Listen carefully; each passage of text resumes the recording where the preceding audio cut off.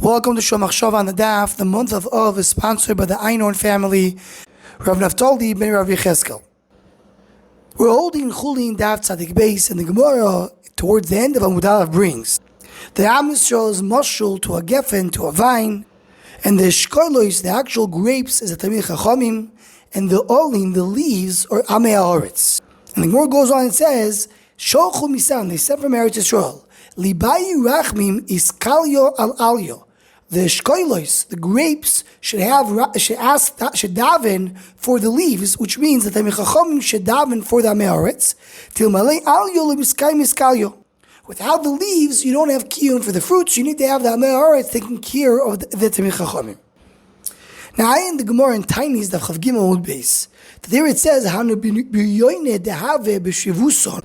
There were these biryoine in the neighborhood of Abba Chilkio. So he said, Ana bai rachmi dilamuso, I daven for them to die. And my wife daven for them to do tshuva. So Rashi says, there were the biryoine, and burim Amei Haaretz. The Amei Haaretz. So the Shagas Arya in the Sefer Gvura Sari over there asks on Rashi, what do you mean, he's davening for them to die? What about the Gemara by us that says that the Chachamim have to daven for the Amei Haaretz, the Eshkel should daven for the leaves?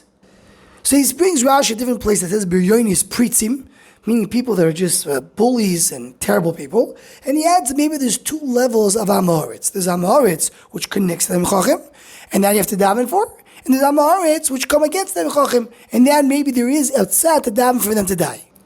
And the truth is, it's almost a Feirisha Gemara in Ksuv's Daf Kuf Yud Aleph, where it says over there, the Omer Abu Lazar, Amei Haaretz einam chayim. Amei Haaretz don't come back to Tchias HaMesim.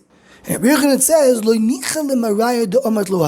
it's not right. You should not say such a thing. Akshbuk is not happy with that. So the Gemara goes back and forth. What is the Zechus of Amei Haaretz? And the Gemara concludes and says, there is a takana.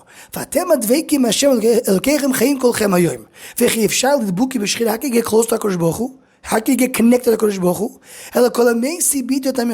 Someone who marries his daughter to Chachamim. He does business with the Chachamim. Or he allows the Chachamim to enjoy his assets. Meaning the Amei Haaretz that connect to the Chachamim, they can have a schus. The ones that don't, they won't. So clearly there's two levels of Amei Haaretz. Reb Tzadok HaKohen has a dover nifla me'oid in this Gemara, and Koimetz HaMincha base ois towards the end of his Sefer Koimetz HaMincha. There he goes on to explain the timing of Gid Ha'nashe. What's the idea of Gid Ha'nashe? He comes and he brings explanation based on Pshat, based on Drash, based on Remez, and based on Soid. And based on Drash, he comes and says that the Medrash brings that the Gid Ha'nashe, we're talking about the Malach of Esav was fighting with Yaakov Avinu, and he was able to overcome his Gid Ha'nashe. What is that? We talk about Noga b'yoytze yerechoi elu derish l'shmat. Meaning there's the children of Yaakov Avinu that the Malach of Esav was able to overcome them. The ones who are not keeping the mitzvahs properly, derish l'shmat. So it goes on and explains based on the Medrash that we talk about the Rishoyim and the Amei Haaretz that they are compared to the Gid Ha'nashe that we say has no taste. They are compared to it. They have no taste. They have no mitzvahs. And it goes on to say the Yaakov Avinu is coming back for them as well. That's what we learned in the previous daf. They came back for Pachim Ktanim. It's going back for small pitchers. It's connected those people that are the small pitchers that don't have much, but he's coming to bring them back as well. And it goes on, it says, the Medrash tells us, he was healed.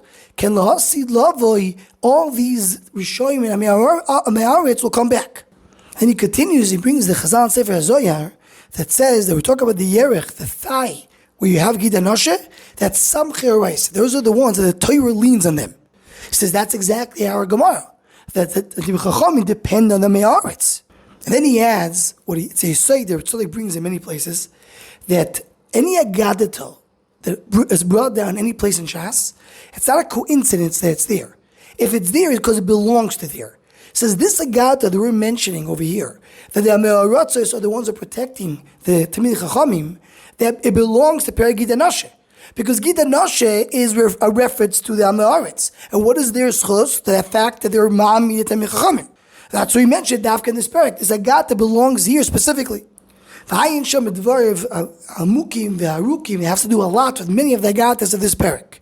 But maybe one thing we could take out of it regarding the question of the Gvur Sari, and that is the pashtus, the Amei Rotzes, the way they appear. There's a problem. They are against them in Chachamim. But be'oimek they have a schus. The schus is that they can come and they protect. They're servicing the Tevei Chachamim. So b'tzad echad, the Malach of Esov was able to overcome the Gid Ha'nashe. That's the ones. There's a shlita of Esov on these Amei Rotzes. They're not learning Torah. They're already reading Meruchok. But the schus that brings them back eventually is the fact that the Chachamim depend on them. So mainly both things are true.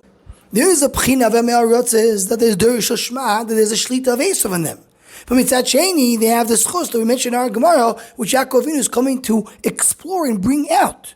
But that's already at the depth that's underneath the surface, not the push-up shah, things appear. That's why both things are true. Anyone who wants to join in response to Shom Machshava Shiurim, please email shomachshava@gmail.com.